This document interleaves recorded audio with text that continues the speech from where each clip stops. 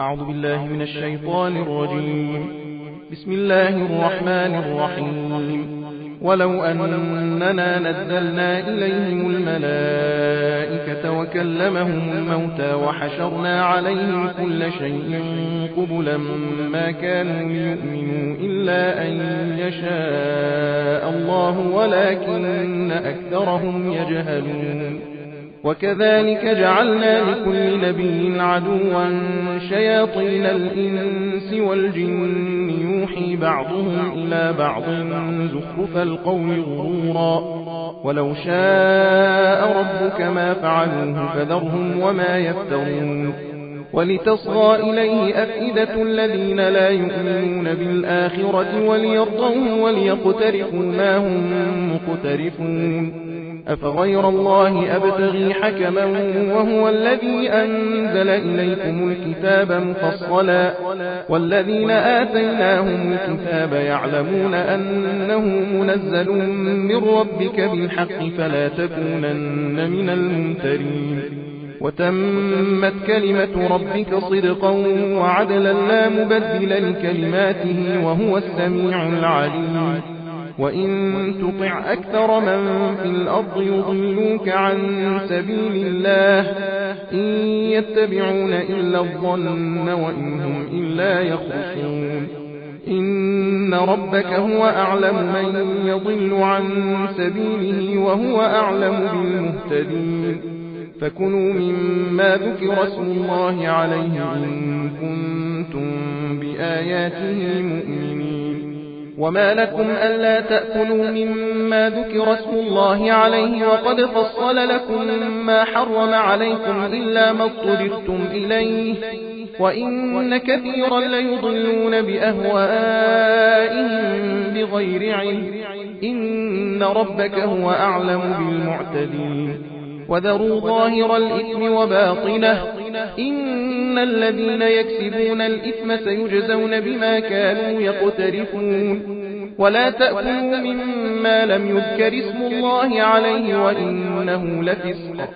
وإن الشياطين ليوحون إلى أوليائهم يجادلوكم وإن أطعتموهم إنكم لمشركون. أومن كان ميتا فأحييناه وجعلنا له نورا يمشي به في الناس كمن مثله في الظلمات ليس بخارج منها كذلك زين للكافرين ما كانوا يعملون. وكذلك جعلنا في كل قرية أكابر مجرميها ليمكروا فيها وما يمكرون إلا بأنفسهم وما يشعرون. وإذا جاءتهم آية قالوا لن نؤمن حتى نؤتى مثل ما أوتي رسل الله الله أعلم حيث يجعل رسالته سيصيب الذين أجرموا صغار عند الله وعذاب شديد بما كانوا يمكرون. فمن يرد الله أن يهديه يشرح صدره للإسلام ومن يرد أن يضله يجعل صدره ضيقا حرجا كأنما يصعد في السماء كذلك يجعل الله الرجس على الذين لا يؤمنون. وهذا صراط ربك مستقيما قد فصلنا الآيات لقوم يذكرون. لهم دار السلام عند ربهم وهو وليهم بما كانوا يعملون. ويوم يحشرهم جميعا يا معشر الجن قد استكثرتم من الإنس وقال أولياؤهم من الإنس ربنا استمتع بعضنا ببعض وبلغنا أجلنا الذي أجلت لنا قال النار مثواكم خالدين فيها إلا ما شاء الله إن ربك حكيم عليم. وكذلك نولي بعض الظالمين بعضا بما كانوا يكسبون. يا معشر الجن والإنس ألم يأتكم رسل منكم يقصون عليكم آياتي وينذرونكم لقاء يومكم هذا قالوا شهدنا على أنفسنا وغرتهم الحياة الدنيا وشهدوا على أنفسهم أنهم كانوا كافرين ذلك أن لم يكن ربك مهلك القرى بظلم وأهلها غافلون ولكل درجات مما عملوا وما ربك بغافل عما يعملون وربك الغني ذو الرحمة إن يشأ يذهبكم ويستخلف من بعدكم ما يشاء كما أنشأكم من ذرية قوم آخرين إنما توعدون لآت وما أنتم بمعجزين قل يا قوم اعملوا على مكانتكم إني عامل فسوف تعلمون من تكون له عاقبة الدار إنه لا يفلح الظالمون وجعلوا لله مما ذرأ من الحرث والأنعام نصيبا فقالوا هذا لله بزعمهم وهذا لشركائنا فما كان لشركائهم فلا يصل إلى الله وما كان لله فهو يصل إلى شركائهم ساء ما يحكمون وكذلك زين لكثير من المشركين قتل أولادهم شركاؤهم ليردوهم وليلبسوا عليهم دينهم ولو شاء الله ما فعلوه فذرهم وما يفترون وقالوا هذه أنعام وحرث حجر لا يطعمها إلا من نشاء بزعمهم وأنعام حرمت ظهورها وأنعام لا يذكرون اسم الله عليها افتراء عليه سيجزيهم بما كانوا يفترون وقالوا ما في بطون هذه الأنعام خالصة لذكورنا ومحرم على أزواجنا وإن يكن ميتة فهم فيه شركاء سيجزيهم وصفهم إنه حكيم عليم قد خسر الذين قتلوا أولادهم سفها بغير علم وحرموا ما رزقهم الله افتراء على الله قد ضلوا وما كانوا مهتدين وهو الذي أنشأ جنات معروشات وغير معروشات والنخل والزرع مختلفا أكله والزيتون والرمان متشابها وغير متشابه كلوا من ثمره إذا أثمر وآتوا حقه يوم حصاده ولا تسرفوا إنه لا يحب المسرفين ومن الأنعام حمولة وفرشا كلوا مما رزقكم الله ولا تتبعوا خطوات الشيطان إنه لكم عدو مبين 8 أزواج من الضأن 2 ومن المعز 2 قل الذكرين حرم أم الأنثيين أم اشتملت عليه أرحام الأنثيين نبئوني بعلم إن كنتم صادقين ومن الإبل 2 ومن البقر 2 قل الذكرين حرم أم الأنثيين أم اشتملت عليه أرحام الأنثيين أم كنتم شهداء إذ وصاكم الله بهذا فمن أظلم ممن افترى على الله كذبا ليضل الناس بغير علم إن الله لا يهدي القوم الظالمين قل لا أجد فيما أوحي إلي محرما على طاعم يطعمه إلا أن يكون ميتة أو دما مسفوحا أو لحم خنزير فإنه رجس أو فسقا أهل لغير الله به فمن اضطر غير باغ ولا عاد فإن ربك غفور رحيم وعلى الذين هادوا حرمنا كل ذي ظفر ومن البقر والغنم حرمنا عليهم شحومهما إلا ما حملت ظهورهما أو الحوايا أو ما اختلط بعظم ذلك جزيناهم ببغيهم وإنا لصادقون فإن كذبوك فقل ربكم ذو رحمة واسعة ولا يرد بأسه عن القوم المجرمين سيقول الذين أشركوا لو شاء الله ما أشركنا ولا آباؤنا ولا حرمنا من شيء كذلك كذب الذين من قبلهم حتى ذاقوا بأسنا قل هل عندكم من علم فتخرجوه لنا إن تتبعون إلا الظن وإن أنتم إلا تخرصون قل فلله الحجة البالغة فلو شاء لهداكم أجمعين قل هلم شهداءكم الذين يشهدون أن الله حرم هذا فإن شهدوا فلا تشهد معهم ولا تتبع أهواء الذين كذبوا بآياتنا والذين لا يؤمنون بالآخرة وهم بربهم يعدلون قل تعالوا أتل ما حرم ربكم عليكم ألا تشركوا به شيئا وبالوالدين إحسانا ولا تقتلوا أولادكم من إملاق نحن نرزقكم وإياهم ولا تقربوا الفواحش ما ظهر منها وما بطن ولا تقتلوا النفس التي حرم الله إلا بالحق ذلكم وصاكم به لعلكم تعقلون ولا تقربوا مال اليتيم إلا بالتي هي أحسن حتى يبلغ أشده وأوفوا الكيل والميزان بالقسط لا نكلف نفسا إلا وسعها وإذا قلتم فاعدلوا ولو كان ذا قربى وبعهد الله أوفوا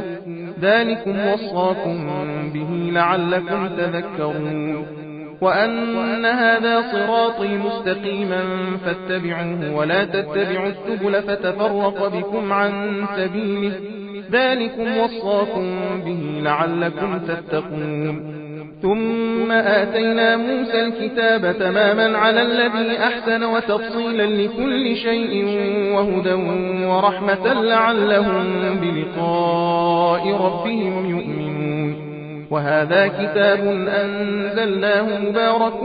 فاتبعوه واتقوا لعلكم ترحمون أن تقولوا إنما أنزل الكتاب على طائفتين من قبلنا وإن كنا عن دراستهم لغافلين أو تقولوا لو أنا أنزل علينا الكتاب لكنا أهدى منه فقد جاءكم بينة من ربكم وهدى ورحمة فمن أظلم ممن كذب بآيات الله وصدف عنها سنجزي الذين يصدفون عن آياتنا سوء العذاب بما كانوا يصدفون هل ينظرون إلا أن تأتيهم الملائكة أو يأتي ربك أو يأتي بعض آيات ربك يوم يأتي بعض آيات ربك لا ينفع نفسا إيمانها لم تكن آمنت من قبل أو كسبت في إيمانها خيرا قل انتظروا إنا منتظرون إن الذين فرقوا دينهم وكانوا شيعا لست منهم في شيء إنما أمرهم إلى الله ثم ينبئهم بما كانوا يفعلون من جاء بالحسنة فله 10 أمثالها ومن جاء بالسيئة فلا يجزى إلا مثلها وهم لا يظلمون قل إنني هداني ربي إلى صراط مستقيم دينا قيما ملة إبراهيم حنيفا وما كان من المشركين قل إن صلاتي ونسكي ومحياي ومماتي لله رب العالمين لا شريك له وبذلك أمرت وأنا أول المسلمين قل أغير الله أبغي ربا وهو رب كل شيء ولا تكسب كل نفس إلا عليها ولا تزر وازرة وزر أخرى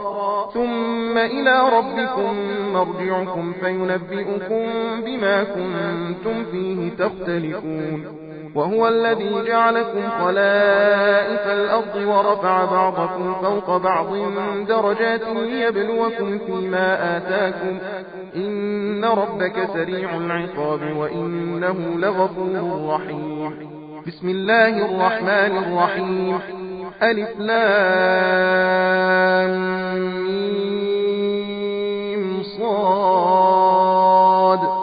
كتاب أنزل إليك فلا يكن في صدرك حرج منه لتنذر به وذكرى للمؤمنين اتبعوا ما أنزل إليكم من ربكم ولا تتبعوا من دونه أولياء قليلا ما تذكرون وكم من قرية أهلكناها فجاءها بأسنا بياتا أو هم قائلون فما كان دعواهم إذ جاءهم بأسنا إلا أن قالوا إنا كنا ظالمين فلنسألن الذين أرسل إليهم ولنسألن المرسلين فلنقصن عليهم بعلم وما كنا غائبين والوزن يومئذ الحق فمن ثقلت موازينه فأولئك هم المفلحون ومن خفت موازينه فأولئك الذين خسروا أنفسهم بما كانوا بآياتنا يظلمون ولقد مكناكم في الأرض وجعلنا لكم فيها معايش قليلا ما تشكرون ولقد خلقناكم ثم صورناكم ثم قلنا للملائكة اسجدوا لآدم فسجدوا إلا إبليس لم يكن من الساجدين قال ما منعك ألا تسجد إذ أمرتك قال أنا خير منه خلقتني من نار وخلقته من طين قال فاهبط منها فما يكون لك أن تتكبر فيها فاخرج إنك من الصاغرين قال أنظرني إلى يوم يبعثون قال إنك من المنظرين قال فبما أغويتني لأقعدن لهم صراطك المستقيم ثم لآتينهم من بين أيديهم ومن خلفهم وعن أيمانهم وعن شمائلهم ولا تجد أكثرهم شاكرين قال اخرج منها مذءوما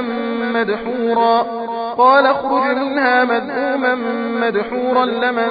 تبعك منهم لأملأن جهنم منكم أجمعين ويا آدم اسكن أنت وزوجك الجنة فكلا من حيث شئتما ولا تقربا هذه الشجرة فتكونا من الظالمين فوسوس لهما الشيطان ليبدي لهما ما وري عنهما من سوآتهما وقال ما نهاكما ربكما عن هذه الشجرة إلا أن تكونا ملكين أو تكونا من الخالدين وقاسمهما إني لكما لمن الناصحين فدلاهما بغرور فلما ذاقا الشجرة بدت لهما سوآتهما وطفقا يخصفان عليهما من ورق الجنة وناداهما ربهما ألم أنهكما عن تلكما الشجرة وأقل لكما إن الشيطان لكما عدو مبين قالا ربنا ظلمنا أنفسنا وإن لم تغفر لنا وترحمنا لنكونن من الخاسرين قال اهبطوا بعضكم لبعض عدو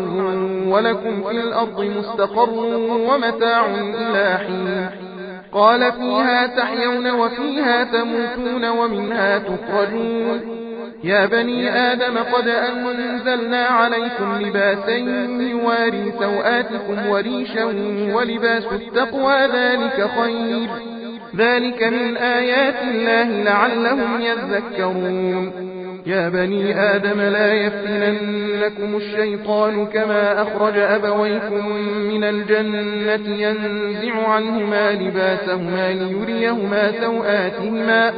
إنه يراكم هو وقبيله من حيث لا ترونهم إنا جعلنا الشياطين أولياء للذين لا يؤمنون وإذا فعلوا فاحشة قالوا وجدنا عليها آباءنا والله أمرنا بها قل إن الله لا يأمر بالفحشاء أتقولون على الله ما لا تعلمون قل أمر ربي بالقسط وأقيموا وجوهكم عند كل مسجد وادعوه مخلصين له الدين كما بدأكم تعودون فريقا هدى وفريقا حق عليهم الضلالة إنهم اتخذوا الشياطين أولياء من دون الله ويحسبون أنهم مهتدون يا بني آدم خذوا زينتكم عند كل مسجد وكلوا واشربوا ولا تسرفوا إنه لا يحب المسرفين قل من حرم زينة الله التي أخرج لعباده والطيبات من الرزق قل هي للذين آمنوا في الحياة الدنيا خالصة يوم القيامة كذلك نفصل الآيات لقوم يعلمون قل إنما حرم ربي الفواحش ما ظهر منها وما بطن والإثم والبغي بغير الحق وأن تشركوا بالله ما لم ينزل به سلطانا وأن تقولوا على الله ما لا تعلمون ولكل أمة أجل فإذا جاء أجلهم لا يستأخرون ساعة ولا يستقدمون يا بني آدم إما يأتينكم رسل منكم يقصون عليكم آياتي فمن اتقى وأصلح فلا خوف عليهم ولا هم يحزنون والذين كذبوا بآياتنا واستكبروا عنها أولئك أصحاب النار هم فيها خالدون فمن أظلم ممن افترى على الله كذبا أو كذب بآياته أولئك ينالهم نصيبهم من الكتاب حتى إذا جاءتهم رسلنا يتوفونهم قالوا أين ما كنتم تدعون من دون الله قالوا ضلوا عنا وشهدوا على أنفسهم أنهم كانوا كافرين قال ادخلوا في قد خلت من قبلكم من الجن والإنس في النار كلما دخلت أمة لعنت أختها حتى إذا اداركوا فيها جميعا قالت أخراهم لأولاهم ربنا هؤلاء أضلونا فآتهم عذابا ضعفا من النار قال لكل ضعف ولكن لا تعلمون وقالت أولاهم لأخراهم فما كان لكم علينا من فضل فذوقوا العذاب بما كنتم تكسبون إن الذين كذبوا بآياتنا واستكبروا عنها لا تفتح لهم أبواب السماء ولا يدخلون الجنة حتى يلج الجمل في سم الخياط وكذلك نجزي المجرمين لهم من جهنم مهاد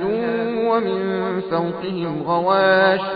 وكذلك نجزي الظالمين والذين آمنوا وعملوا الصالحات لا نكلف نفسا إلا وسعها أولئك أصحاب الجنة هم فيها خالدون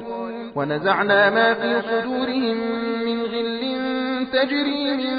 تحتهم الأنهار وقالوا الحمد لله الذي هدانا لهذا وما كنا لنهتدي لولا أن هدانا الله لقد جاءت رسل ربنا بالحق ونودوا أن تلكم الجنة أورثتموها بما كنتم تعملون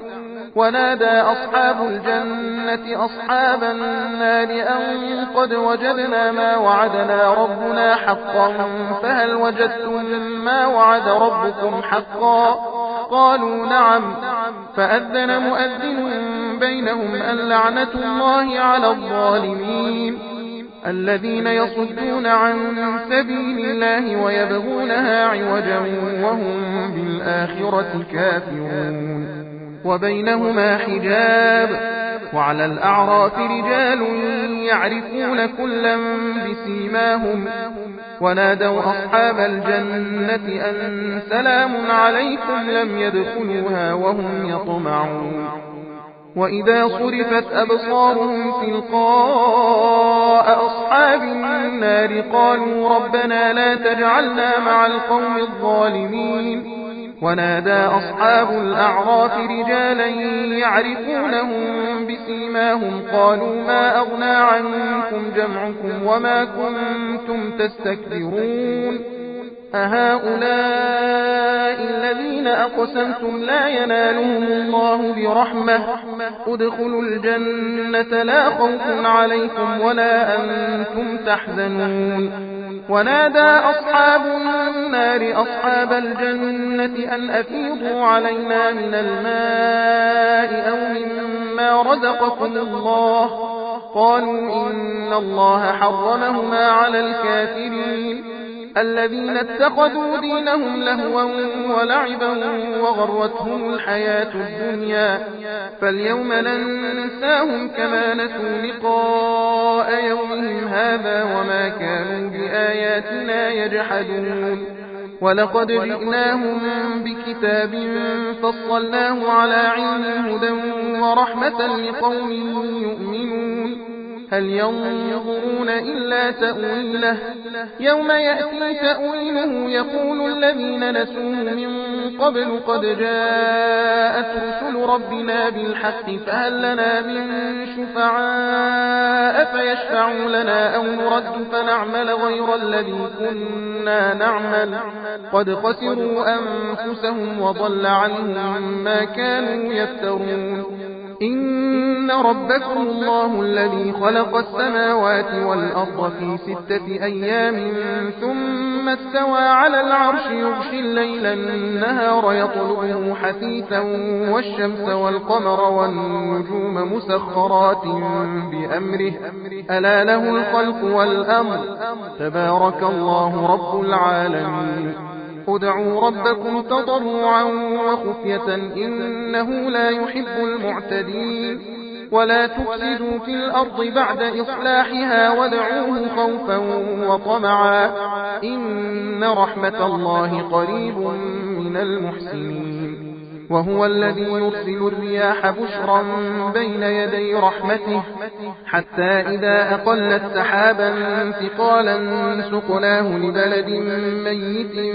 فأنزلنا به الماء فأخرجنا به من كل الثمرات كذلك نخرج الموتى لعلكم تذكرون والبلد الطيب يخرج نباته بإذن ربه والذي خبث لا يخرج إلا نكدا كذلك نصرف الآيات لقوم يشكرون لقد أرسلنا نوحا إلى قومه فقال يا قوم اعبدوا الله ما لكم من إله غيره إني أخاف عليكم عذاب يوم عظيم قال الملأ من قومه إنا لنراك في ضلال مبين قال يا قوم ليس بي ضلالة ولكني رسول من رب العالمين أبلغكم رسالات ربي وأنصح لكم وأعلم من الله ما لا تعلمون أوعجبتم أن جاءكم ذكر من ربكم على رجل منكم لينذركم ولتتقوا ولعلكم ترحمون فكذبوه فأنجيناه والذين معه في الفلك وأغرقنا الذين كذبوا بآياتنا إنهم كانوا قوما عمين وإلى عاد أخاهم هودا قال يا قوم اعبدوا الله ما لكم من إله غيره أفلا تتقون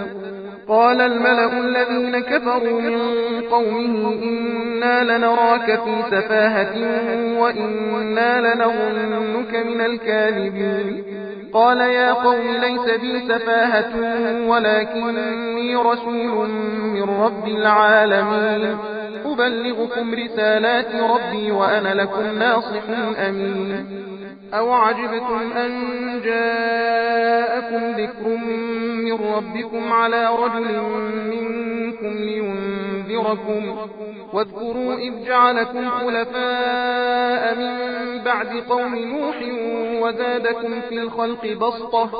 فاذكروا آلاء الله لعلكم تفلحون قالوا أجئتنا لنعبد الله وحده ونذر ما كان يعبد آباؤنا فأتنا بما تعدنا إن كنت من الصادقين قال قد وقع عليكم من ربكم رجس وغضب أتجادلونني في أسماء سميتموها أنتم وآباؤكم ما نزل الله بها من سلطان فانتظروا إني معكم من المنتظرين فأنجيناه والذين معه برحمة منا وقطعنا دابر الذين كذبوا بآياتنا وما كانوا مؤمنين وإلى ثمود أخاهم صالحا قال يا قوم اعبدوا الله ما لكم من إله غيره قد جاءتكم بينة من ربكم هذه ناقة الله لكم آية فذروها تأكل في أرض الله ولا تمسوها بسوء فيأخذكم عذاب أليم واذكروا إذ جعلكم خلفاء من بعد عاد وبوأكم في الأرض تتخذون من سهولها قصورا وتنحتون الجبال بيوتا فاذكروا آلاء الله ولا تعثوا في الأرض مفسدين قال الملأ الذين استكبروا من قومه للذين استضعفوا لمن آمن منهم أتعلمون أن صالحا مرسل من ربه قالوا إنا بما أرسل به مؤمنون قال الذين استكبروا إنا بالذي آمنتم به كافرون فعقروا الناقة وعتوا عن أمر ربهم وقالوا يا صالح ائتنا بما تعدنا إن كنت من المرسلين فأخذتهم الرجفة فأصبحوا في دارهم جاثمين فتولى عنهم وقال يا قوم لقد أبلغتكم رسالة ربي ونصحت لكم ولكن لا تحبون الناصحين ولوطا إذ قال لقومه أتأتون الفاحشة ما سبقكم بها من أحد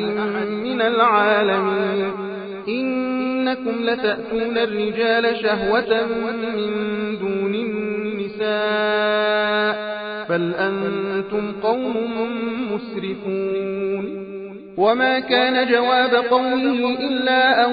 قالوا أخرجوهم من قريتكم إنهم أناس يتطهرون فأنجيناه وأهله إلا امرأته كانت من الغابرين وأمطرنا عليهم مطرا فانظر كيف كان عاقبة المجرمين وإلى مدين أخاهم شعيبا قال يا قوم اعبدوا الله ما لكم من إله غيره قد جاءتكم بينة من ربكم فأوفوا الكيل والميزان ولا تبخسوا الناس أشياءهم ولا تفسدوا في الأرض بعد إصلاحها ذلكم خير لكم إن كنتم مؤمنين ولا تقعدوا بكل صراط توعدون وتصدون عن سبيل الله من آمن به وتبغونها عوجا واذكروا إذ كنتم قليلا فكثركم وانظروا كيف كان عاقبة المفسدين وإن